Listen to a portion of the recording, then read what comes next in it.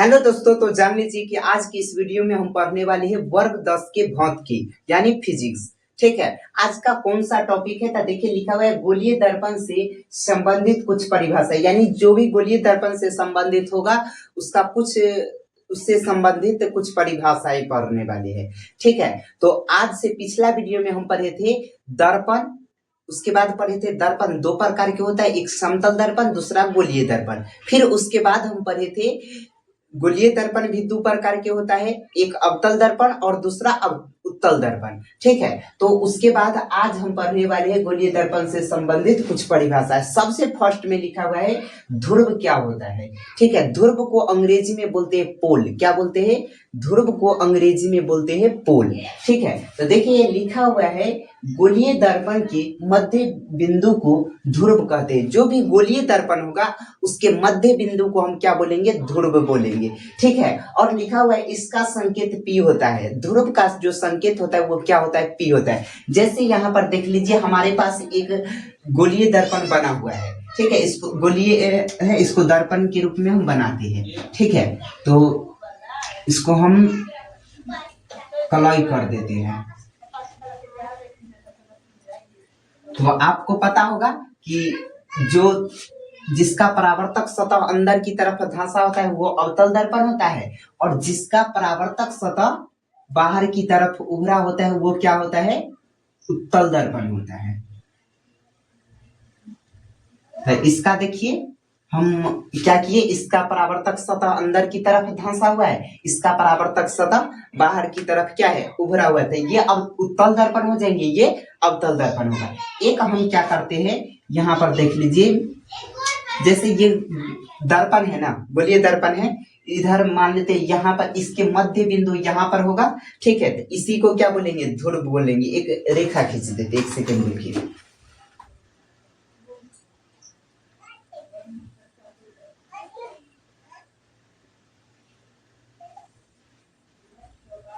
मान लीजिए कि ये है, ये गोलीय दर्पण है ना।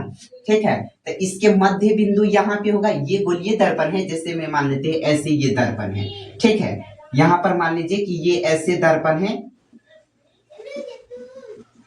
तो इसका जो मध्य बिंदु होगा यहाँ पर, ये इसको हम क्या बोलेंगे? इसी को बोलेंगे हम ध्रुव। क्या बोलेंगे? ध्रुव बोलेंगे। गोलीय दर्पण के मध्य बिंदु को हम क्या बोलते हैं? ध्रुव बोलते हैं। जैसे यहाँ पर नहीं समझ आया, ये ऐसे देख लीजिए,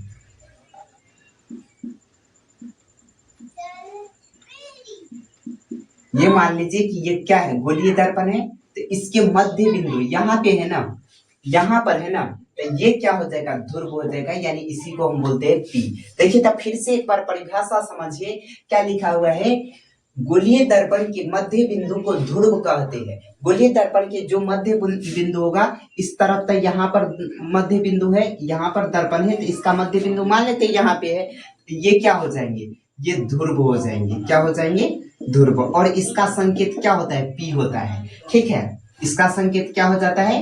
पी। और यहाँ पर भी तो देखिए, इधर भी दर्पण है, गोलीय दर्पण है, तो इधर भी मध्य बिंदु ये हो जाएगा, तो इसके लिए ये क्या होगा? ये ध्रुव होगा, यानी ये पी होगा। समझा क्या? अब आगे चलिए दूसरा परिभाषा पढ़ते हैं। अच्छा देख लीजिए, यहाँ पर लिखा हुआ है इसका संकेत पी होता है। इस बार तो हम ध्रुव लिख दिया, अब के बाद डायरेक्ट हम पी लिखेंगे। समझ में क्या? तो आपसे क्वेश्चन पूछा जाएगा कि गोलीय दर्पण के मध्य बिंदु को क्या बोलते हैं, तो आप याद रखिएगा ध्रुव। ठीक है, अब आगे देखिए लिखा हुआ है वक्रता केंद्र। क्या लिखा हुआ है? वक्रता केंद्र। अंग्रेजी में लिखा हुआ है सेंटर ऑफ कर्वेचर, यानी वक्रता केंद्र को अंग्रेजी में बोलते हैं सेंटर ऑफ कर्वेचर। ठीक है, तो देखिए क्या लिखा हुआ है, गोलीय दर्पण जिस, क्या लिखा हुआ है? गोलीय दर्पण, यहाँ पर यह छूट गया, देखिए लिखा हुआ है गोलीय दर्पण जिस गोले का भाग होता है उस गोले के केंद्र को दर्पण का वक्रता केंद्र कहते हैं। यानी गोलीय दर्पण जिस गोले का भाग होता है उसके केंद्र को क्या कहते हैं? वक्रता केंद्र। गोलीय दर्पण जिस गोले का भाग होता है उसके केंद्र को हम क्या बोलते हैं? वक्रता केंद्र बोलते हैं। तो देखिए ये गोलीय दर्पण है, इसके केंद्र को हम क्या बोलेंगे? वक्रता केंद्र बोलेंगे। क्या बोलेंगे? वक्रता केंद्र। इसके केंद्र को हम क्या बोलेंगे? वक्रता केंद्र। वक्रता केंद्र। समझा गया क्या? क्वेश्चन पूछा जाएगा गोलीय दर्पण जिस गोले का भाग होता है उसके केंद्र को क्या बोलते हैं, वक्रता केंद्र बोलते हैं। क्या बोलते हैं, वक्रता केंद्र।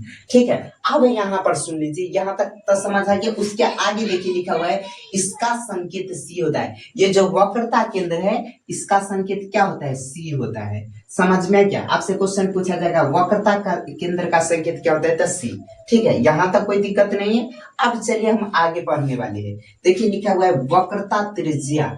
वक्र यहाँ पर पढ़े वक्रता केंद्र, तो वक्रता केंद्र किसको कहते हैं, वक्रता केंद्र किसको कहते हैं, समझ आया कि वक्र। यहाँ पर देखिए लिखा हुआ है गोलीय दर्पण जिस गोले का भाग होता है उसके केंद्र को वक्रता केंद्र कहते हैं। लेकिन अब यहाँ पर लिखा हुआ है वक्रता त्रिज्या, इसमें भी उसी तरह परिभाषा लिखा हुआ है। देखिए क्या लिखा हुआ है, वक्रता केंद्र, वक्रता त्रिज्या को अंग्रेजी में बोलते हैं रेडियस ऑफ कर्वेचर।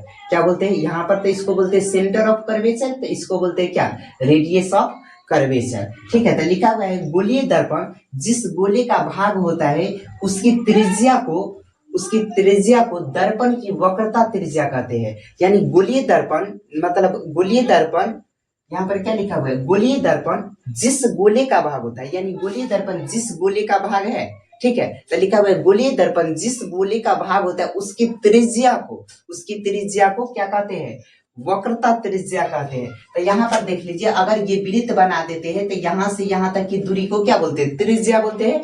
उसी तरह यहाँ पर भी तो गोला है और इसके देखिए तो त्रिज्या को हम क्या बोलेंगे, वक्रता त्रिज्या बोलेंगे। ठीक है, तो इसी को हम क्या बोलते हैं, वक्रता त्रिज्या। क्या बोलते हैं, नहीं तो इसको छोड़िए, यहां से लेकर के यहां तक की दूरी को हम क्या बोलेंगे, वक्रता त्रिज्या। क्या बोलेंगे, वक्रता त्रिज्या, या इसको भी बोल सकते हैं, इसको भी बोल सकते हैं, कोई दिक्कत नहीं है। ठीक है, तो इसी को क्या बोलते हैं, वक्रता त्रिज्या। आगे देखिए लिखा हुआ है इसका संकेत कैपिटल आर होता है। यानी जो वक्रता त्रिज्या होता है इसका संकेत क्या होता है, कैपिटल आर। ये भी वक्रता त्रिज्या, ये भी और सारा हो सकता है। ठीक है, तो ये क्या हो जाएंगे, वक्रता त्रिज्या। समझ आ गया। अब आगे देखिए लिखा हुआ है दर्पण की, अगर ये परिभाषा आपको समझ में नहीं आता है गोलीय दर्पण के, क्या लिखा हुआ है, गोलीय दर्पण जिस गोले का भाग होता है उसकी त्रिज्या को क्या कहते हैं, गोलीय दर्पण का त्रिज्या कहते हैं या वक्रता त्रिज्या कहते हैं, ये समझ नहीं आता है तो एक लाइन में परिभाषा याद रख सकते हैं। दर्पण की त्रिज्या को क्या बोलते हैं, दर्पण की त्रिज्या को वक्रता त्रिज्या कहते हैं। ये जो दर्पण है, ठीक है, ये दर्पण है, इसकी त्रिज्या को, जैसे ये दर्पण है, ठीक है, तो इसके जो त्रिज्या होगा, मान लेते ये सी है, ठीक है, और यहाँ पर पी है, तो इसकी जो त्रिज्या होगा इसी को हम क्या बोलेंगे, वक्रता त्रिज्या बोलेंगे। समझ आ गया क्या। एक बार आप लोगों को हम क्या करते हैं, यहाँ अभी क्या समझा है दूसरे फिगर में हम आप लोगों को बताते हैं। जैसे ये मान लेते एक गोलीय दर्पण है, ठीक है, ये क्या है, एक गोलीय दर्पण है। ठीक है, इसके देखिए यहाँ पर सबसे फर्स्ट में पढ़े कि ध्रुव क्या होता है, तो गोलीय दर्पण मतलब सबसे फर्स्ट में क्या पढ़े, ध्रुव। तो गोलीय दर्पण के मध्य बिंदु को हम क्या बोलते हैं, ध्रुव। तो ये गोलीय दर्पण है, ठीक है, और इसके जो मध्य बिंदु होगा, इसके यहाँ से अगर दो भाग में बांट दे तो यहाँ इसके लिए तो मध्य बिंदु ये होगा, इसका मध्य बिंदु तो ये होगा। ठीक है, तो गोलीय दर्पण के मध्य बिंदु को ध्रुव कहते, इसका संकेत पी होता है। उसके बाद हम पढ़े वक्रता केंद्र। तो गोलीय दर्पण जिस गोले का भाग होता है उसके केंद्र को क्या बोलते हैं, वक्रता केंद्र, और इसका संकेत क्या होता है, सी होता है। ठीक है, उसके बाद हम पढ़े वक्रता त्रिज्या। वक्रता त्रिज्या किसको कहते हैं, तो गोलीय दर्पण जिस गोले का भाग होता है उसके त्रिज्या को वक्रता त्रिज्या कहते हैं। तो यहाँ से लेकर के यहाँ ये भी पी है, तो यहाँ पर वक्रता त्रिज्या कौन हो जाएगा, ये ना होगा, पी से लेकर के सी तक की, पी से लेकर के सी तक की दूरी को हम क्या बोलेंगे, वक्रता त्रिज्या, या ऐसे भी बोल सकते हैं, यहाँ पर पी से सी के बीच के दूरी को हम क्या बोलते हैं, वक्रता त्रिज्या बोलते हैं। देखिए आगे हम पढ़ने वाले हैं प्रधान या मुख्य अक्ष। प्रधान या मुख्य अक्ष को अंग्रेजी में बोलते हैं प्रिंसिपल एक्सिस। ठीक है, तो यहाँ पर देख लीजिए लिखा हुआ क्या है, इसका परिभाषा क्या होगा प्रधान अक्ष का, तो लिखा हुआ है गोलीय दर्पण के ध्रुव से, ये गोलीय दर्पण है, ठीक है, इसके जो ध्रुव है, यानी ये ना ध्रुव है, तो गोलीय दर्पण के ध्रुव से क्या लिखा हुआ है, गोलीय दर्पण के ध्रुव से वक्रता केंद्र को मिलाने वाली सरल रेखा को दर्पण का प्रधान या मुख्य अक्ष कहते हैं। यानी गोलीय दर्पण के ध्रुव से, गोलीय दर्पण क्या लिखा हुआ है, गोलीय दर्पण के ध्रुव से, तो ये ध्रुव हो गया, तो गोलीय दर्पण के ध्रुव से वक्रता केंद्र, ये वक्रता केंद्र है, इसको मिलाने वाली सरल रेखा को, यानी ये जो सीधा रेखा है पी से लेकर के सी तक की दूरी को हम क्या बोलेंगे, मुख्य अक्ष या तो प्रधान अक्ष बोलेंगे। या इधर चले जाइए या तो इधर, बात बराबर है दोनों। आपको अभी बताए ना कि इसको सी बोलते हैं वक्रता केंद्र, इसको ध्रुव बोलते हैं, गोलीय दर्पण के मध्य बिंदु को ध्रुव बोलते हैं।